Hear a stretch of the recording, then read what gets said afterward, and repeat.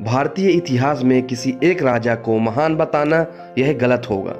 भारत में अनेक ऐसे राजा थे जो कि बहुत महान थे। आज हम उन्हीं में से कुछ राजाओं के बारे में अच्छे से जानेंगे। भारत महान शासकों का देश रहा है। अलग अलग काल में एक से बढ़कर एक धुरंधर राजाओं ने भारत पर राज किया है। इन राजाओं का भारत की जनता, सभ्यता और देश की संस्कृति पर जो असर हुआ है उसे ध्यान में रखकर भारत के अच्छे राजाओं की बात करेंगे और जनता के प्रति कल्याण भाव प्रेम रखने वाले राजाओं को प्राथमिकता देंगे। तो आइए जानते हैं।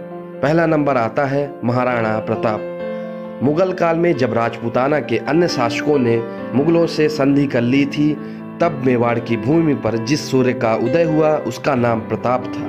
माता से मेवाड़ी परंपरा और शौर्य की गाथा सुनकर मां प्रताप का मन बचपन से ही मातृभूमि की भक्ति में लग गया और उन्होंने अपना जीवन राष्ट्र, कुल और धर्म की रक्षा के लिए अर्पित कर दिया। अकबर से पराजित होने और जंगल में भटकने के बाद भी उनका साहस और महाराणा ने चित्तौड़गढ़ वापस प्राप्त किया और राजपूतों की शान फिर से बढ़ाई। महाराणा ने प्रण लिया था कि जब तक वह चित्तौड़गढ़ वापस नहीं लेंगे तब तक ना पलंग पर सोएंगे और ना सोने की थालियों पर खाएंगे। उन्होंने अपने कर्म के लिए राजा का सुख भोग त्याग दिया था। दूसरा नंबर है चंद्रगुप्त मौर्य।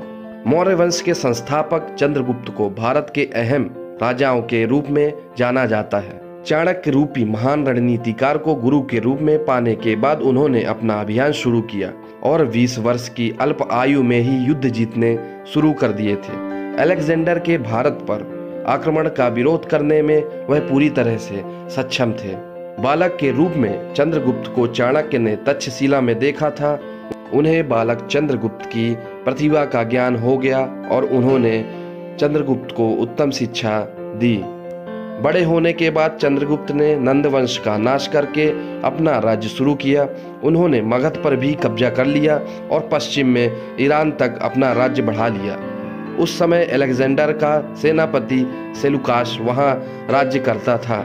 चंद्रगुप्त ने उसे युद्ध में हराकर बहुत सा राज्य वापस ले लिया था।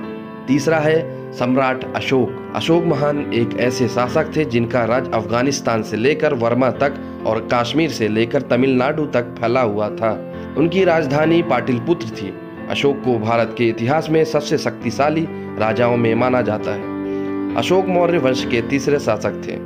अशोक अपनी शुरुआती दिनों में बहुत ही कठोर शासक थे, इसलिए उन्हें चंड अशोक कहा जाता है। परंतु कलिंग युद्ध में लाखों लोगों की मृत्यु को देखकर उनका हृदय परिवर्तन हो गया और उन्होंने विस्तार का अपना अभियान छोड़ दिया।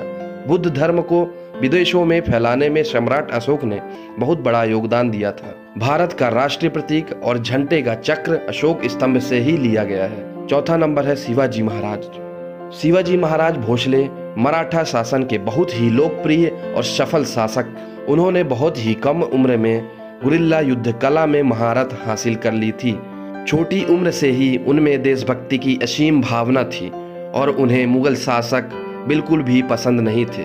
वे एक कुशल नेता, सफल राजनीतिक और चतुर रणनीतिकार थे। अपने उत्तम समय में उनके पास 1 लाख से भी ज्यादा सैनिक मौजूद थे।